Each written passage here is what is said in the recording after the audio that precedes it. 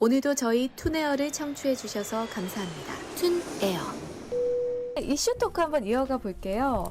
네이버 웹툰에서 인공지능 채색 도구 베타 버전을 오픈했는데 그 이름이 바로 AI 페인터예요. 네네. 이재인 평론가님 여기에 대해서 좀 설명해 주시죠. 네, 이제 인공지능 기술의 발전을 많이 하고 있다 이런 얘기들 많이 들으셨을 건데 이제 피부로 느끼지 못하게 되게 자잘한 부분들, 뭐 선을 깔 때 그걸 보조해 준다거나 아니면 채색할 때 이런 게 있습니다 하고 보여주는 시연용이거나 실제로 실생활에서 쓰기에는 좀 어렵지만 멋있는 거 이런 것들인 경우가 좀 많았는데 네이버 웹툰에서 이번에 내놓은 거는 좀 놀라운 부분들이 좀 있었어요. 일단 웹페이지에서 구동이 되고요. 내가 이미지를 올리면 그 이미지를 자동으로 인식해서 그냥 선 하나만 클릭 한 번만 하면 알아서 채색이 돼요. 사람 피부, 어떤 옷, 머리카락, 눈동자 이런 거 다 구분을 하고요. 심지어 이제 PC 버전으로 접속을 하시면 아직 완벽하진 않지만 PSD로 이렇게 다운을 받았을 때 그 선 레이어와 채색 레이어를 구분을 하거든요. 이런 것들이 너무 빨리 이루어지니까 도대체 무슨 짓을 한 거지? 일부 제작사들이나 아니면 작가님들이 이건 실전에 거의 바로 투입해도 되겠다라고 판단을 하실 정도로 굉장히 완성도가 올라왔습니다. 네. 실제로 쓰게 될지는 좀 두고 봐야 될 것 같아요. 근데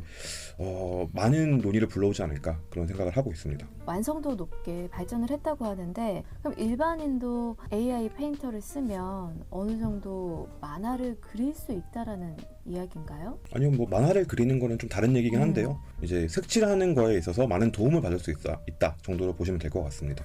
네, 성 작가님, 네네네. 만화 작가시니까 네. 이 부분에 대해서 좀 어떻게 생각하세요? 앞으로 이렇게 더 기술이 발전하고 발전하다 보면 네.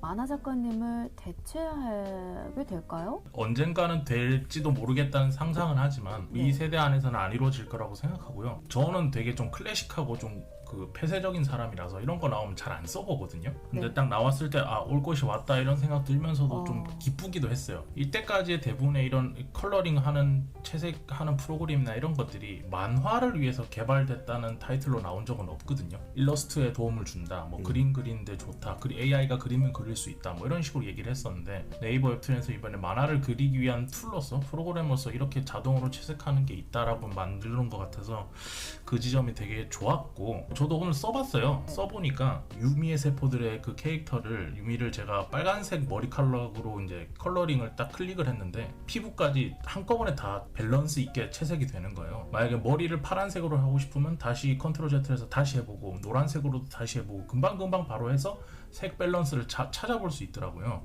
그래서 작가들 입장에선 기획 단계에선 컨셉 아트 할 때 되게 편하겠다, 좋겠다 이런 생각이 들어서 되게 좋았고 근데 이게 아직 작품을 만드는 데 있어서 곧바로 상용화하기에는 조금 어려울 것 같다. 공장에서 찍은 듯한 컬러링이 될 것 같아요. 모두 다 똑같은 밸런스에 가진 채색 작업이 나오게 될 것이고 그게 이 시장의 어떤 다양성이나 이런 데 별 도움이 안 될 거라고 저는 획일적인 작품이 컬러링이 나올 수 있다고 생각해서 곧바로 쓰기는 무리고 일단 그렇습니다. 네. 그 부산 웹툰 페스티벌에서 웹툰 컨퍼런스를 열었었잖아요. 부산 지역 작가님 중에 독고통으로 알려진 오영석 작가님께서도 이 AI 시스템 이런 이야기를 했을 때 나는 긍정적인 입장이다라고 말씀을 하셔가지고 예상 외다라는 생각을 했거든요. 이런 시스템이 작가님들을 어느 정도 도와주는 역할을 할 수는 있는 거죠? 엄청 도와주죠. 엄청나게 도와주는데 만화나 애니메이션 분야에서 이런 도구들이 변하는 과정이 한 두 가지 정도로 크게 있었어요. 첫 번째는 이제 종이 원고 그리다가 디지털 원고, 액정 타블렛 이렇게 변하는 거랑 그리고 애니메이션 쪽에서는 토이스토리가 처음 등장했을 때 3D가 2D 드로잉 아티스트를 다 쫓아낼 것이다 이런 것들이 막 얘기가 있었는데 근데 결과적으로는 그렇게 안 됐거든요.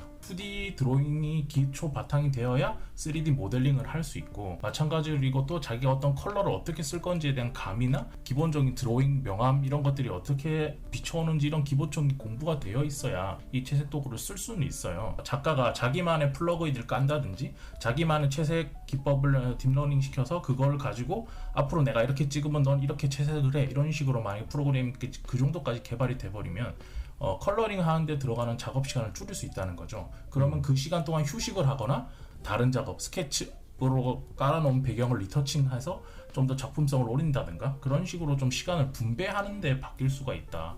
그런 생각이 듭니다. 네, 이 AI 페인터 비약적으로 발전은 했지만 아직까지는 AI는 거들 뿐 사람의 그 감성 드로잉이라든지 공감할 만한 스토리가 필요하다 이런 생각이 드는데요. 우리 웹툰은 사람이 소비하고 사람이 만드는 것이잖아요.